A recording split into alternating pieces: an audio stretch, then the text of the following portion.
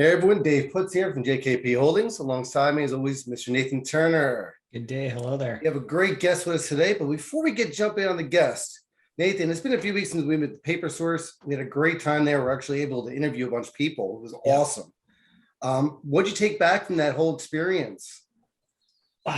Paper Source is one that it just kind of energizes me, where it's good to get with just everybody. It was great meeting with everyone and seeing everybody. Had some really good conversations. Actually, I got to talk to you a little bit later. Some ideas and some things we may want to look into, but great. It was great to get together and just to be with everybody. I spent an extra couple of days there because I had a different kind of a meeting, basically an investor pitch meeting. So we got a couple of new investors there, and yeah, it's great. Good times. So, I came back with the energy as well, right? Talking to either new people or people that were in the same level as we are, but just the energy of being around people that we can really kind of talk shop with, right? And feel good about. I'm not big on travel, but it worked out really well. Well, it was great. We had a good, hopefully everyone got to watch the replay. And again, this will be on YouTube and Facebook and all that stuff and whatnot. But we had some really cool stuff that came out of it. Come the fall, we'll be bringing out some new stuff. But I agree with you. The energy was really good. And we got some really good compliments on I wish we had a recording of our presentation, but it was good. But it was great.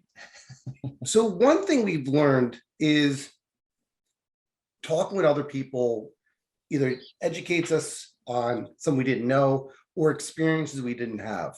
That's why it's huge to network with not just one or two people, but a lot of people and hear the different perspectives. For me, learning from people who've done it before is key. Yeah. It's so fun when I talk to other people, and I've thought this for a long time, but with note investing, so much of it comes down to preference. And do you like this part of the business? Do you not like that part of the business? Do you like this kind of exit strategy or that kind of exit strategy? And there's so many options that you can kind of tailor it to whatever your preferences are. And that's what makes it interesting to a lot of us, because we can all be in the same space, talk about the same deals, but because of our angles being different, we're not bidding on the same assets. Right. That's huge. It's not a huge competition, which makes it a lot of fun to get together. We can just hang out and be together instead of being enemies. So with that said, one of the things that me and you are not great at, right, are second liens. We had some people on before talking about seconds, and they're a different animal. They're not the same kind of asset that we typically buy. And it's not right or wrong. It's just a different angle. And a lot of times, if we get a second, I'm going to be calling my friends up and saying, hey, listen, I got some questions here. Because it's a different mindset, a different thought process. In your experience, seconds, what's the big difference between first and buying seconds for you?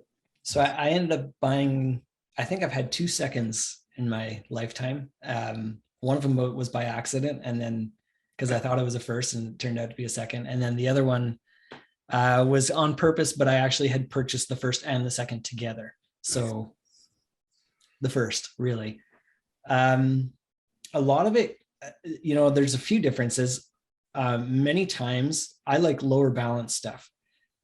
Typically on a second lien, it's not on a lower priced asset, a lower priced home. It's on a nicer home in a nicer area.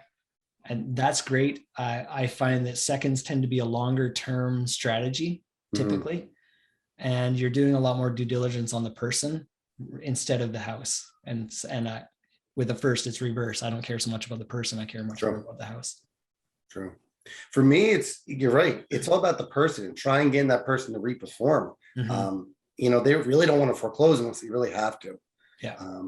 And I'm sure they deal with the big banks like we do when we're in first base and whatnot. So it's quite interesting. It was weird. We were down there in Paper Source and you forgot the people you talk to regularly to bring them on and talk about their stuff.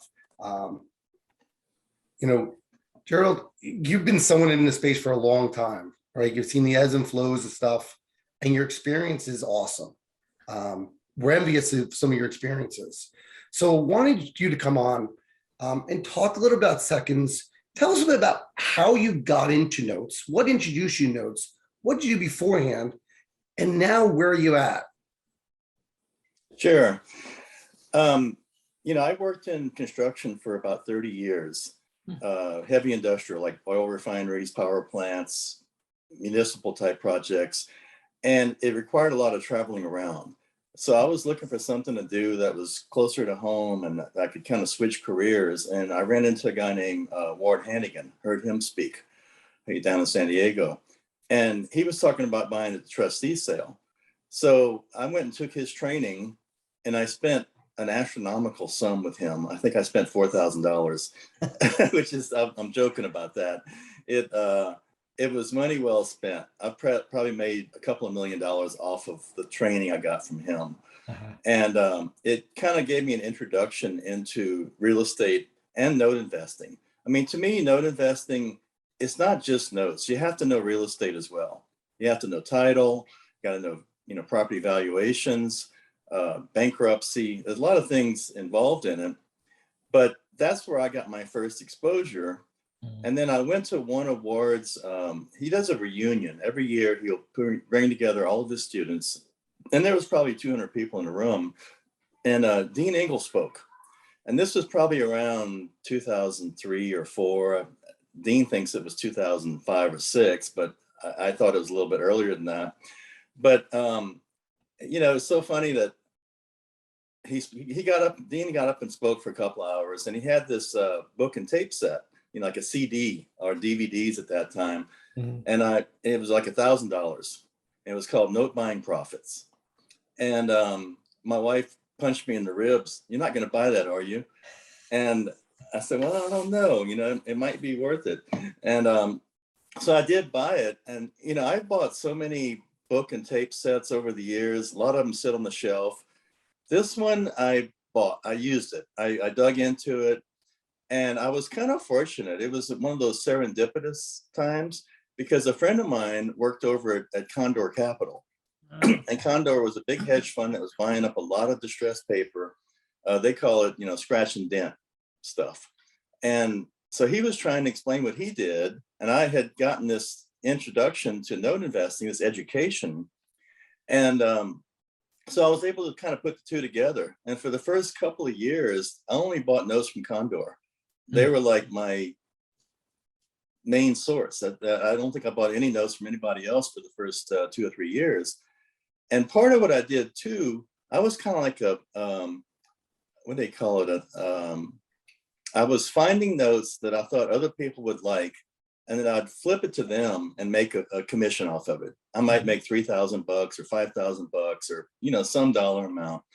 And it was good because, I had no money invested. It was quick money. And it gave me a lot of education into the, what people are willing to buy, what they're willing to pay for it. And so that's how I got started. That's interesting. So back in the early 2000s, was Dean's training, I'm just curious, was Dean's training more about seller finance deals, or was that not at all? No, it was really? Institutional paper. Really? It was, yeah. And I joined a mastermind with Dean and them. After I did his book and tape set, he had started a mastermind, and I think we were paying like $300 a month or something. It was pretty cheap, really. Yeah. And Kevin Cardell was in it, and I don't know if you know Mike Rosica. Yeah. Krupe was involved in it. Jack Krupe was involved in it, and some other guys. But it was such a head start. I mean, it just gave me such a rocket ship into the note investing world, because we get on a call every week and talk about deals. And I remember Mike Rosica talking about buying some note with negative equity. And I'm thinking, why in the world would you buy a second with, the house is worth 200, the first mortgage is 250, and you're buying a $50,000 note for $5,000. Mm-hmm. And, I couldn't comprehend that. I couldn't put my head around that. But then it started to make sense to me, because we kind of followed that deal through, and he said, this is what I bought. And a month or two later, he's saying, this is what happened. And I made $15,000 on it. Wow. Off a $5,000 purchase. Yeah. Impressive. Yeah. So it helped me to understand And that's why I get into the concept of diversification. I like to look at notes as a basket of notes, like a mutual fund. If you got 1,000 notes and 1,000 stocks in a mutual fund, you're really looking at the portfolio return. If I can get 18% of my portfolio overall, I'm going to win some, I'm going to lose some, but I'm happy with the overall outcome. And that's really my target. That's what I shoot for.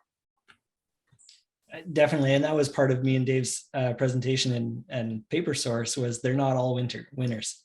And you're going to get some that are stinkers and you're going to get other ones that are home runs. And awesome, and it all balances out, hopefully on the positive side. But you're looking singles and doubles are mostly what you're going to be getting. And that's okay. In the beginning, you're looking for that really hype deal and you may get them while you're shooting for a double. That may become a home run. But, if you're shooting for the home run all the time, you're also going to strike out a lot, right? You're better off hitting the singles and doubles and just kind of go through the motion, right? You don't buy in really bad neighborhoods on rentals and wonder what's going on. You want to buy in those BC neighborhoods, right?